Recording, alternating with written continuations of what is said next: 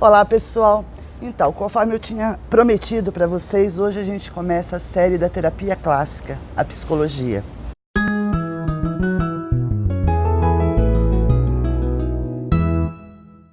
E hoje eu tenho o prazer de estar aqui com o Daniel. Daniel é psicólogo, ele é da grande área do humanismo, mas ele é Gestalt. Bom, Daniel, acho que eu nem preciso te falar a alegria de você ter topado fazer essa entrevista. Assim, é um privilégio para mim e para as pessoas que estão assistindo poder pegar um pouquinho do seu conhecimento. Muito obrigada mesmo. Olha, eu que agradeço. Eu vou ser sincero, sou um apaixonado pela psicologia e especificamente pela Gestalt terapia. Então, para mim, sempre que eu posso, me dá uma câmera, me dá um microfone, me dê algumas pessoas para me ouvir que eu estou lá falando. Então a câmera é eu que te agradeço. Toda sua agora. Obrigado. Eu queria que você falasse um pouquinho de você, tá? E explicasse para as pessoas a diferença do humanismo para a psicanálise. De outras abordagens. Isso, para comportamental. Qual é a diferença e falasse um pouquinho o que é o Gestalt e como ela atua. Sim. Eu acho bem interessante isso, porque muitas pessoas já ouviram falar em psicoterapia e cria-se aquela imagem clássica, né, do divã, do terapeuta, a pessoa olhando para cima, falando ou interpretando mesmo as falas e os conteúdos. A Gestalt terapia é uma abordagem, como você falou, considerada humanista. O que vem a ser isso? O humanismo é a chamada terceira força dentro da psicologia. A primeira foi a análise do comportamento, que a gente conhece hoje aí, que veio lá do Skinner, que é aquela questão mais behaviorista, né? Então vai trabalhar estímulo, resposta, contingências ambientais que atuam no comportamento da pessoa. E a segunda força, também aí acho que é a mais clássica e mais difundida, que é a psicanálise. E as abordagens aí que vieram depois pautadas na psicanálise. Que tem um modelo também interpretativo, onde trouxe para o mundo a noção de inconsciente, que eu acho que foi um dos grandes benefícios. E aí, vejam, mais ou menos nos anos 50, Fritz Perls, um alemão judeu, ele era psicanalista e começou a ter algumas divergências com Freud. Na verdade, Freud teve algumas divergências com ele, não aceitou alguns trabalhos dele. E aí ele começou, então, ele se mudou para os Estados Unidos e começou a se unir a outros intelectuais, poetas, pensadores. Era um movimento, né, no final dos anos 50, de contracultura, renovação na forma de viver. Então a gente pega a época de pós-guerra, movimento hippie, uma série de coisas acontecendo, tudo isso acabou influenciando a forma como a Gestalt terapia foi desenvolvida. Então a gente fala que o pai da Gestalt é o Fritz Perls, mas ele não fez isso sozinho. A Laura Perls, que é a esposa dele, também teve uma grande contribuição, e alguns outros psicólogos e intelectuais da época. Qual que é a ideia? O diferencial, né, como você falou. A Gestalt ela é pautada, sobretudo, na filosofia existencialista. Então, a base da compreensão do ser humano, ela não é determinista. Ela não leva em consideração apenas aspectos biológicos ou mesmo sociais. Mas, independente do contexto ou das condições nas quais o indivíduo esteja inserido, ela entende também de que há sempre uma parte que é da própria subjetividade desse indivíduo que é responsável por fazer escolhas. Então nós fazemos escolhas o tempo inteiro. Então a Gestalt terapia trabalha muito nessa situação. Você é responsável pelas suas escolhas. Sartre já dizia, né, que nós não podemos escolher o que vai acontecer com a gente ou o que a vida faz com a gente, mas quais são as nossas reações diante disso. Então aí envolve questões de como cada indivíduo trabalha, né, subjetivamente a própria percepção, a valoração que se dá aos eventos, às situações do dia a dia e como que eu reajo a tudo isso. Então uma das propostas da Gestalt terapia é trazer a responsabilização pela própria existência aos indivíduos. Uma outra influência grande também, que é da psicologia humanista, é a fenomenologia. Fenomenologia é uma palavra difícil que eu brinco com meus alunos, que é quase um trava-línguas, né? Falo, até o final do semestre todo mundo tem que aprender a pronunciar. Não, mas a gente já conseguiu colocar um apelido, a Fenô, né? O que vem a ser a fenomenologia? Ela também é uma derivação da filosofia que busca estudar a essência das coisas, a verdade que há por trás ou que é inerente aos fenômenos. A Gestalt terapia, né, puxou um pouquinho dessa visão da fenomenologia para não ser interpretativa. Então, ela considera os fenômenos psíquicos, os fenômenos orgânicos, fenômenos sociais, né, em relação a como que cada sujeito, cada indivíduo também atribui valor a ela. Então, vou te falar um exemplo. Chega uma pessoa no meu consultório e diz: eu tenho depressão. Objetivamente, né, pelos parâmetros da psicopatologia, dos manuais de diagnóstico, há uma série de critérios que a gente pode utilizar, você bem sabe, né, para que a gente possa diagnosticar uma depressão e, enfim, dar a partir daí o tratamento adequado. A fenomenologia ela vai compreender, não vai negar, né, os estudos objetivos ou estatísticos que se tem em relação a um fenômeno, mas qual que é a relação que cada subjetividade, ou seja, cada indivíduo tem com aquela patologia, no caso a depressão. Então, quando um cliente meu chega e fala: eu tenho depressão, eu falo: ok, como que é a sua depressão? Como você percebe a sua depressão? Então, esse fator aí que é a fenomenologia dentro da Gestalt terapia, ela é muito importante, porque é um dos grandes diferenciais em relação a essas forças anteriores que eu estava te falando. Então, nós não interpretamos os conteúdos que o cliente traz, mas nós procuramos fazer uma compreensão pautada sobretudo na vivência dele, como que é para ele aquilo. Então, a relação terapêutica é muito importante nesse sentido, de mostrar para as pessoas o que é meu como terapeuta, como cientista, como estudioso de uma área, ok, tem uma validade para mim, tem uma validade acadêmica e científica, mas a percepção que cada pessoa tem daquilo é fundamental, que é a terapia da vida dele. E muitas vezes as pessoas não encontram esse apoio, acaba até criando alguns estereótipos. Ou deprimido, ou uma vez... vou falar, qualquer coisa você corta. Uma vez veio uma cliente e disse: eu sou bipolar. Eu olhei para ela e disse: eu sou Daniel, eu sou humano. Eu posso ser bipolar, deprimido, né, posso ter ansiedade, posso ter um monte de coisa. Mas o diagnóstico é apenas um pequeno rótulo que dão para identificar alguns sintomas que eu apresento. Mas e como que é ser bipolar? Né? Eu pergunto, vou citar o nome, mas enfim, falei: como é que é ser você? Eu faço isso, eu faço aquilo, eu tenho alteração de humor. Realmente ela apresentou sintomas que são tradicionalmente aí clássicos, né, de um transtorno bipolar. No entanto, a forma como ela se via, ela percebia o sintoma na vivência diária dela. Ela já nem se via mais, né? Ela só via a patologia. E aí vem também uma outra grande influência que inclusive gerou o nome. Gestalt, uma palavra alemã que significa configuração. A Gestalt, né, ela veio, o Fritz Perls pegou esse nome da chamada psicologia da Gestalt, que também é um movimento da psicologia do começo do século passado, no qual os pesquisadores estudavam a percepção humana, como que a consciência humana percebe os elementos, objetos. É muito utilizado até hoje a psicologia da Gestalt, as chamadas leis da Gestalt, em arquitetura, design, comunicação, jornalismo.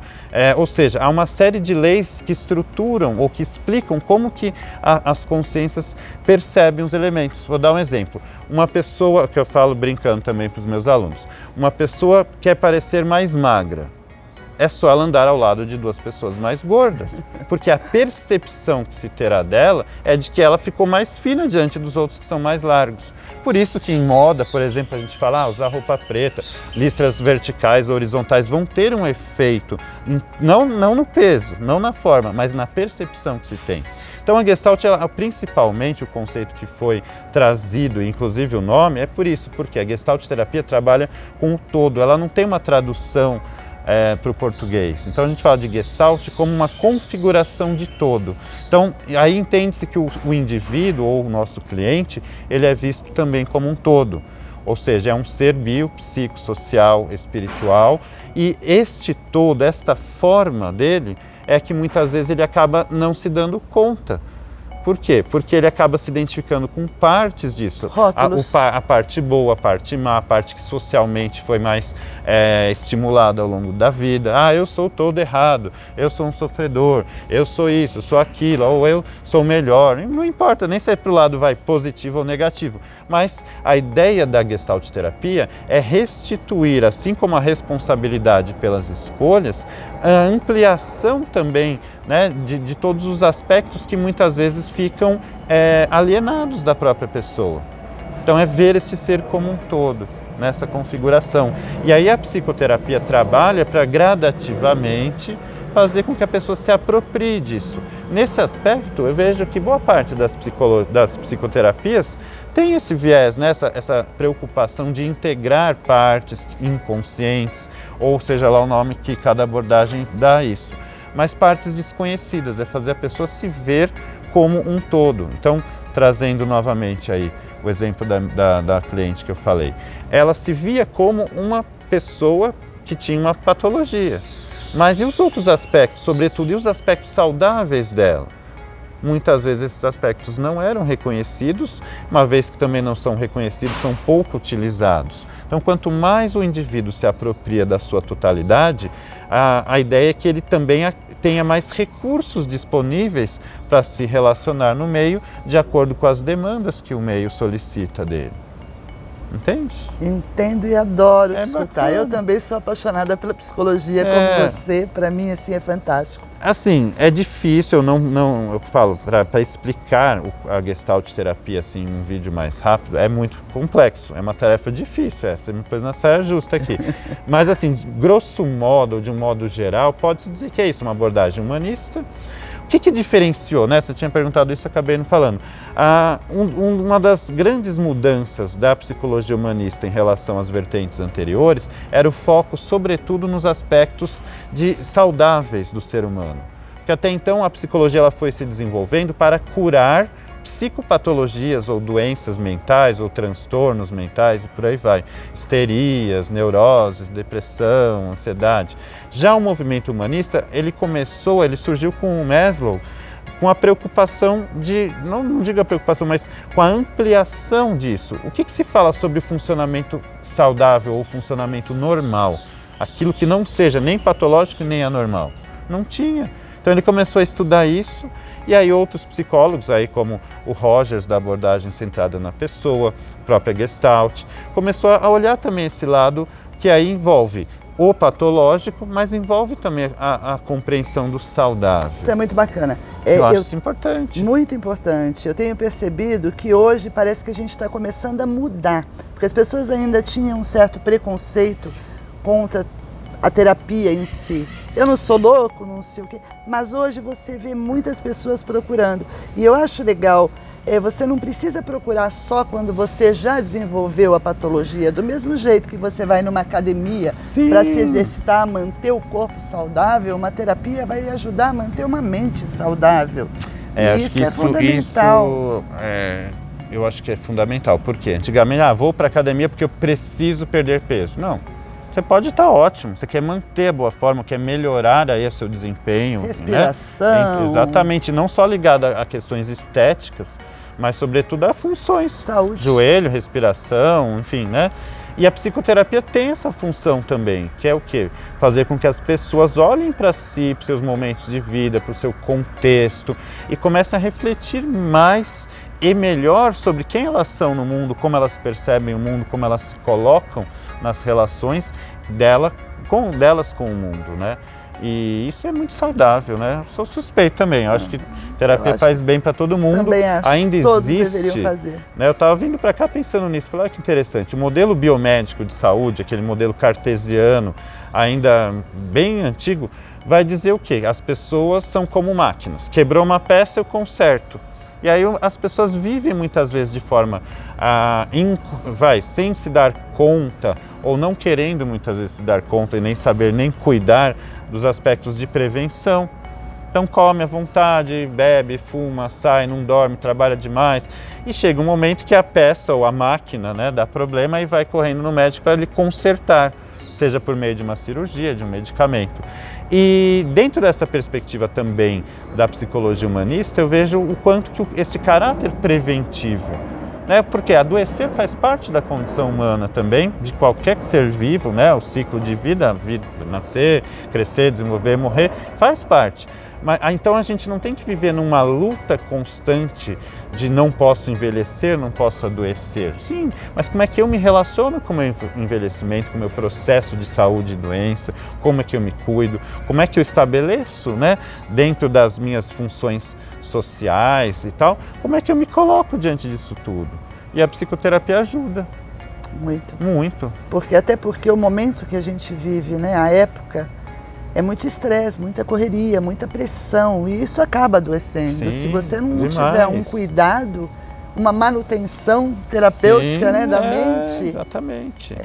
Dificilmente você vai conseguir se manter saudável. Exato. Um conceito que eu gosto muito da Gestalt terapia, que também vem lá da psicologia da Gestalt e de outras influências que ela teve também, é o conceito de autorregulação organísmica. Eu acho que esse é um conceito chave, assim, ou seja, o organismo de todos os seres vivos, mas aqui a gente está falando especificamente dos humanos, ele tem um processo de autorregulação, ou seja, seria o equivalente biológico daquele processo de homeostase, que faz com que o próprio corpo busque equilibrar, por exemplo, os líquidos, a temperatura, alguns nutrientes, para que o organismo funcione equilibradamente. Psiquicamente falando, há uma correlação também. Nós somos seres de necessidades biológicas, necessidades sociais, necessidades psíquicas. Então, por exemplo, ser aceito, ser admirado, ser querido, ter emprego, ter sucesso, ter dinheiro, ter segurança, estabilidade, tudo isso são necessidades. Naturalmente, nós sabemos, a autorregulação é esse processo natural que faz com que a gente dê conta dessas necessidades. E aí a Gestalt terapia vai explicar o quê? Que há uma hierarquização pelo nível de emergência ou de urgência dessas necessidades. Então agora eu estou aqui falando com você, eu sinto sede, mas a minha necessidade, talvez psicossocial, de continuar gravando, de finalizarmos essa nossa entrevista, é maior neste momento, é prioridade em relação à sede. Mas, se daqui a 5 horas, digamos que a gente continue falando, vai chegar um momento em que esta sede vai se tornar prioridade. E eu falo isso porque todo mundo precisa trabalhar, todo mundo precisa comer, todo mundo precisa ter casa, ter carro, ter, né, todos os meios materiais de sobrevivência. E muitas vezes elegem tudo isso como o principal. Mas vai chegar uma hora, o que vai acontecer? Que a pessoa vai ter um infarto, a pessoa vai ter uma crise nervosa, a pessoa vai ter algum problema, e aí essa hierarquia de prioridades muda. Eu falo muito sério, todo mundo é com celular hoje em dia. Você está num banco, de repente vem um ladrão, né, na agência. Todo mundo, a última coisa que a pessoa quer saber é do celular, ela quer saber da vida dela. E é um processo de autorregulação, obviamente que forçado. No dia a dia, a psicoterapia então vai ajudar as pessoas também a entrar em contato com essas hierarquias de prioridade na vida e a fazer escolhas mais saudáveis e que promovem, né, de um modo geral, um equilíbrio também maior para o organismo como um todo. Bom, eu só queria fazer mais uma pergunta. Claro. Eu sei a resposta, eu sei até que ela é difícil, mas as pessoas costumam perguntar muito: quanto tempo dura uma terapia? É uma boa pergunta. Dificílima. Na verdade, um pouco impossível de responder. Depende do paciente. Eu falo que a terapia dura o tempo que ela tiver que durar, é ela que manda.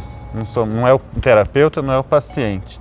É um processo, né? É difícil, é a mesma coisa de falar quanto tempo eu levo para, sei lá, pintar um quadro.